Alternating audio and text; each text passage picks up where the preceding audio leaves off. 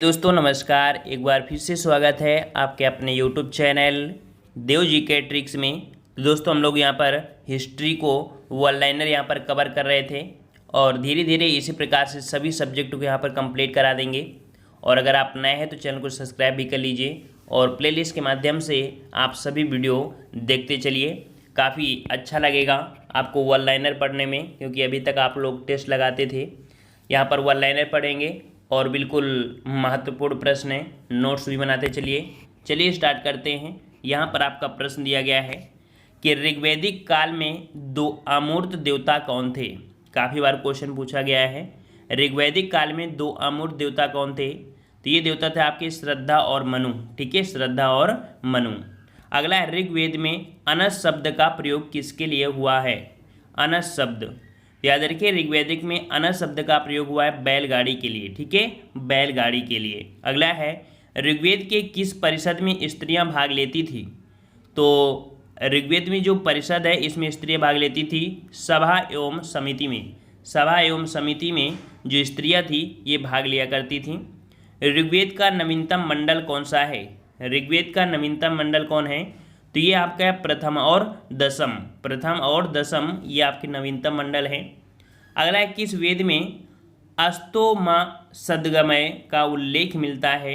ये मिलता है आपकी ऋग्वेद में। नेक्स्ट क्वेश्चन आपका है कि ऋग्वेद के 9वें मंडल में किसका वर्णन है। ऋग्वेद के 9वें मंडल में किसका वर्णन है। तो आपके सोम का है। आश्रम व्यवस्था की चर्चा किस वेद में है। तो आश्रम व्यवस्था की चर्चा आपके अथर्ववेद में है। वैदिक काल में कौन सी आश्रम व्यवस्था के अंतर्गत शामिल था। तो याद रखिए, वैदिक काल में आपकी ब्रह्मचर्य, गृहस्थ और आपके वानप्रस्थ ये शामिल था आपके वैदिक काल में। अगला है कि पूर्व पुरुषों की पूजा किस काल से शुरू हुई। पूर्व पुरुषों की पूजा किस काल से शुरू हुई। तो ये शुरू हुई थी आपकी उत्तर वैदिक काल से। ठीक है, उत्तर वैदिक काल से। अगला है, आर्य शब्द का शाब्दिक अर्थ क्या है। आर्य शब्द का शाब्दिक अर्थ होता है श्रेष्ठ या कुलीन। आर्य शब्द किसे इंगित करता है। तो आर्य शब्द इंगित करता है नृजात समूह को। आर्य भारत में संभवतः कहाँ से आए थे। तो ये आपके आए थे मध्य एशिया से। आर्य भारत के किस प्रांत में सर्वप्रथम आए थे। तो आपके पंजाब में। ये दोनों क्वेश्चन बहुत बार पूछे गए हैं। ठीक है, और एक की ये शब्द बहुत बार पूछा गया है।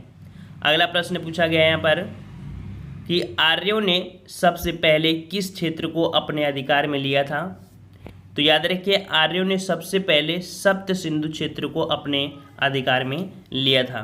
अगला है, प्राचीन काल में आर्यों के जीविकोपार्जन का मुख्य साधन क्या था। तो आर्य लोग क्या करते थे, पशुपालन और कृषि करते थे। आर्य काल में राजा को किस नाम से पुकारा जाता था। आर्य काल में बुलाया जाता था राजन के नाम से। ठीक है, राजन के नाम से। आर्यों की सबसे प्रमुख नदी कौन थी। तो आर्यों की सबसे प्रमुख नदी कौन थी आपकी, ये सिंधु नदी थी। ठीक है, ये आर्य की बात हो रही है। ठीक है, आर्य की बात हो रही है।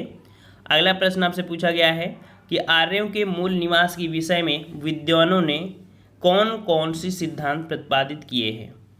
तो आर्यों का मूल निवास जो कि आर्कटिक प्रदेश, जिसे मध्य एशिया के लगभग बोलते थे, तो यहाँ पर आर्कटिक प्रदेश सिद्धांत, भूमध्य सागरीय सिद्धांत या भारतीय सिद्धांत, ये 3 सिद्धांत दिए थे। वैसे आपको एग्जाम में सीधा मिलता है कि मध्य एशिया। अगला है, प्राचीन काल में आर्य हिमालय में रहते थे तथा कालांतर में वे आर्यावर्त में आकर बस गए। ये मत किनका है। तो ये मत आपका है स्वामी दयानंद सरस्वती का। मूर्ति पूजा का आरंभ कब से मिलता है। तो मूर्ति पूजा का जो आरंभ मिलता है, याद रखिएगा, यह आपकी हड़प्पा सभ्यता एवं संस्कृति से मिलता है। अगला पॉइंट है कि ऋग्वेद के किस मंडल में शूद्र का उल्लेख पहली बार मिलता है। तो शूद्र का वर्णन आपके 10वें मंडल में मिलता है। क्वेश्चन बहुत बार पूछा गया आपका। ऋग्वेद में रुद्र शब्द का प्रयोग कितनी बार हुआ है। तो रुद्र शब्द का प्रयोग आपके 3 बार हुआ है। वैदिक काल में योद्धा को क्या कहा जाता था। तो वैदिक काल में योद्धा कहा जाता था सेनानी। ठीक है, सेनानी। अगला है, प्राचीन भारत का कानून दाता किसे माना जाता है। तो कानून दाता अर्थात यहाँ पर देख सकते हैं आपके मनु को कहा जाता है कानून दाता। वैदिक काल में यव कहा जाता था। वैदिक काल में यव कहा जाता था आपके जौ को। ठीक है, जौ को। व्रीहि शब्द किसके लिए प्रयुक्त हुआ है। तो ये भी क्वेश्चन बहुत बार पूछा है। ब्रीही, ब्रीही शब्द आपकी चावल के लिए प्रयोग किया गया है।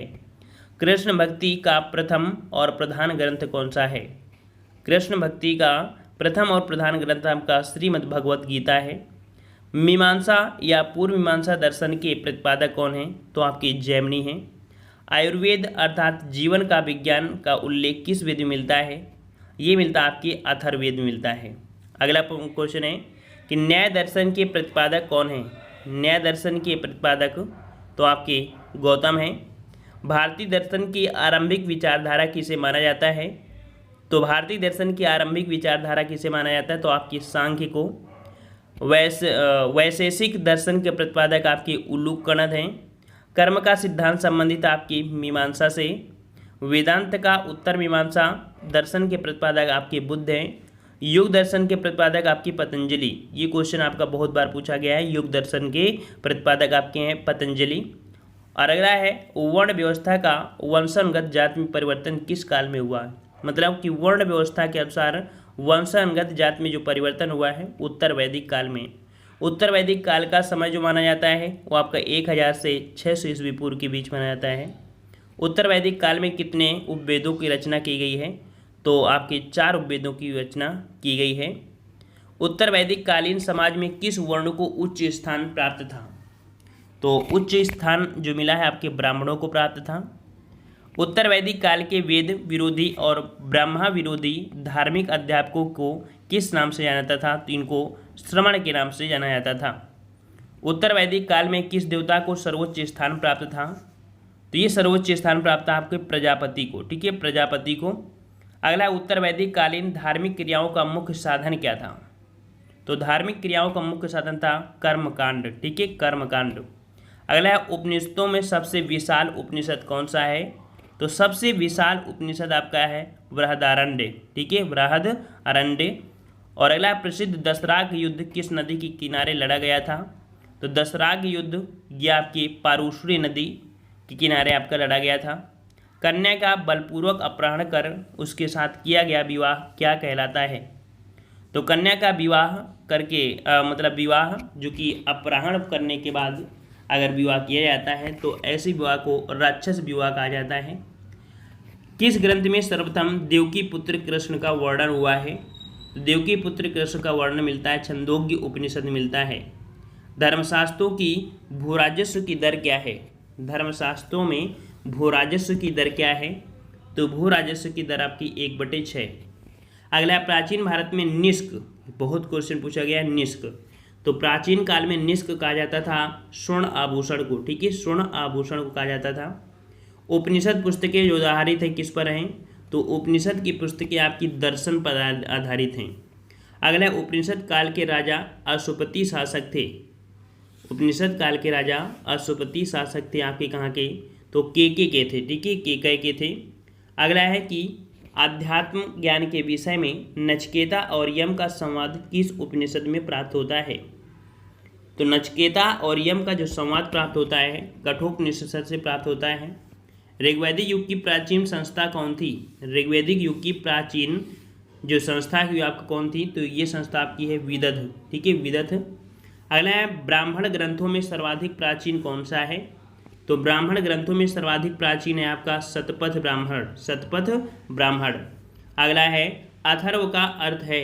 अथर्व का अर्थ, तो अथर्व का अर्थ होता है पवित्र जादू। पवित्र जादू।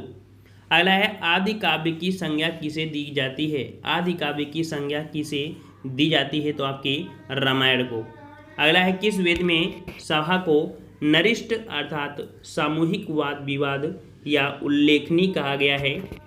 तो ये कहा गया है आपके अथर्ववेद को। अगला है किस रचना में नारी को सुरा और पांसा के साथ 3 प्रमुख बुराइयों में शामिल किया गया है? तो ये शामिल किया गया आपके मैत्रेयी संहिता को। अगला है संस्कारों की कुल संख्या कितनी है? तो याद रखिए क्वेश्चन पूछा गया आपका संस्कारों की कुल संख्या कितनी है? तो आपकी 16 है। प्राचीनतम विवाह संस्कार का वर्णन करने वाला विवाह सूक्त पाया गया है आपके ऋग्वेद में। और गायत्री मंत्र की रचना किसने की है? आपके विश्वामित्र ने। तो ये भी क्वेश्चन आपका बहुत बार पूछा गया है।